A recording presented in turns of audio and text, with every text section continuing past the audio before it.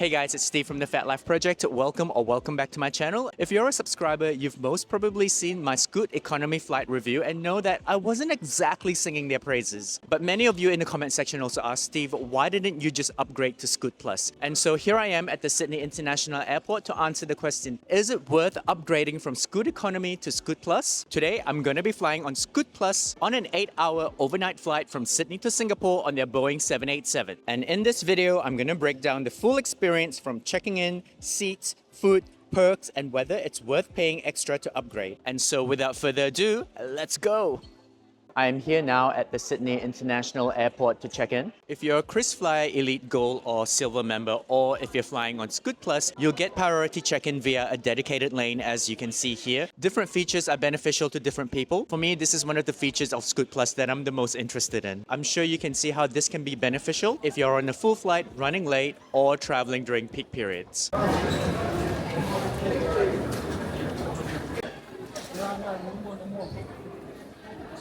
I've just successfully checked in, and so while we're waiting to board the flight, let's talk numbers because we all know that value is everything when it comes to considering a budget airline. And so from this point of the video forward, I'm going to be comparing the price and the features of a ScootPLUS seat versus Scoot Economy and a Singapore Airlines Economy Lite seat, aka the cheapest seat that you can get on a Singapore Airlines flight. For a Sydney to Singapore round trip, the Scoot Base Economy flight, as you can see, is cheap. It's around 260 Aussie dollars each way, but as you may remember from my last video, I was not impressed with the cost of the add-ons. More on that in a bit. The ScootPLUS option is roughly double and a bit that of the economy option, and is in fact basically the same price as a Singapore Airlines Economy Lite ticket. That said, there are some ScootPLUS perks that make it worth considering over a Singapore Airlines flight. Starting with luggage allowance. For cabin luggage, you get 15 kilos in ScootPLUS, 10 kilos in Scoot Economy, and just 7 kilos in Singapore Airlines Economy Lite. For check-in luggage, you get 30 kilos in ScootPLUS. In Scoot Economy, you will have to pay for your check-in luggage with the cost as you can see here. And for SQ Economy Basic, you get 25 kilos. So as you can see here, there are already some notable benefits of flying ScootPLUS.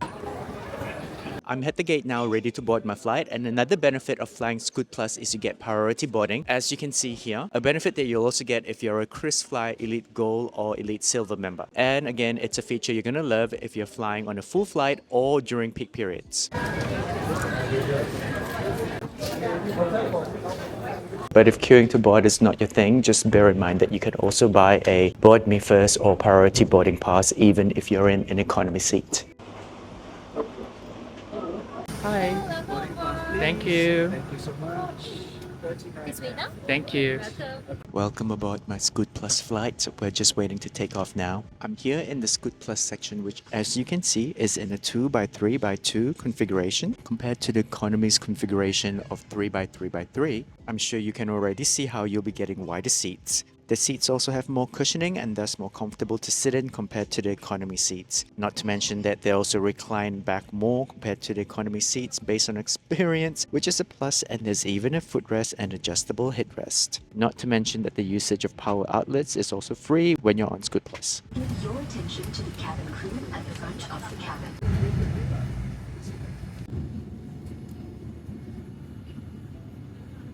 With rice? Yep. Okay, do you want to change anything? Maybe I'll change it to the curry chicken biryani. Is that okay? Yeah. Amazing, thank you. You will also get a complimentary food and drink if you're in ScootPLUS, and it's going to be something from the Scoot Cafe menu. I got some curry chicken biryani. There's also a little sweet treat to finish off with, some Biscoff crackers, Biscoff biscuits, and a tea. Okay, I'm gonna be honest here and say that this curry chicken biryani I had was very average, but on the way back I did have a nasi lemak and that was delicious. So it does depend on what you order off the menu. By the way, if you're in Scoot Economy, you will need to purchase these meals separately and they will cost you around 15 Singapore dollars. I have to say though that one of the perks of being on an SQ flight is that you'll get unlimited in-flight internet if you're a KrisFlyer member, whereas on ScootPLUS you'll get 200 megabytes and that you'll have to redeem via a voucher, and obviously you'll have to purchase it if you're in Scoot Economy. I'm also going to put on the screen here the prices of the in-flight internet in case you're looking to get it, but as you can see, it's not cheap. Also, unlike a Singapore Airlines flight, there is no in-flight entertainment system, but thankfully I came prepared with my Kindle, my Nintendo Switch, and I've also downloaded some Netflix shows on my phone. I also wish to say before we move any further that the service on board was fantastic. From the point when I was boarding to the point where I got off the flight. Special shout out to Sun Ting, who was just about the most cheerful person I've ever met in my life. Things like this really do help improve the entire flight experience.